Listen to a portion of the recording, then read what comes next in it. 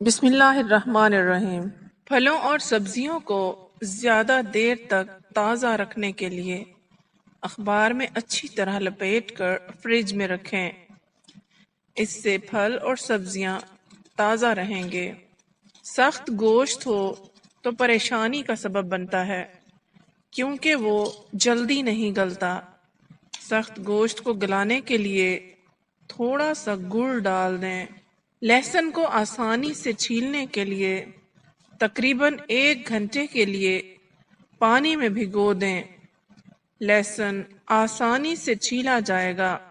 اگر آپ چاہتے ہیں دودھ ابالتے ہوئے دودھ برتن کے پیندے میں نہ چپکے تو برتن میں پہلے تھوڑا سا پانی ڈال دیں اور پھر دودھ ڈال کر ابال لیں۔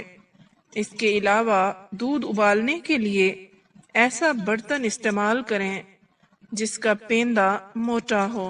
لیموں کا رس نکالنے کے لیے لیموں کو 2 منٹ کے لیے نیم گرم پانی میں ڈال دیں اور پھر نچوڑ دیں۔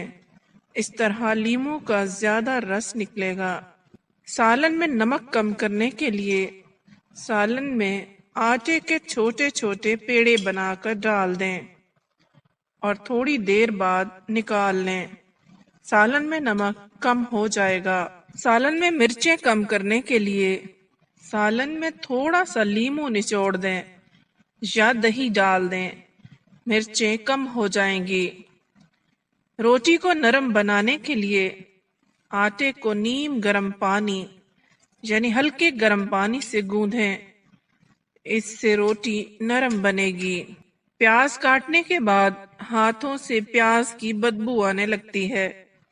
ہاتھوں سے پیاز کی بو ختم کرنے کے لیے ہاتھوں پر اچھی طرح نمک مل لیں اور نیم گرم پانی سے ہاتھ دھو لیں۔ امید ہے یہ مفید اور کارآمد ٹپس آپ کو پسند آئیں گی۔ مزید ویڈیوز کے لیے ہمارے چینل کو سبسکرائب کیجیے۔ اگلی ویڈیو تک اجازت دیجیے۔ اللہ حافظ۔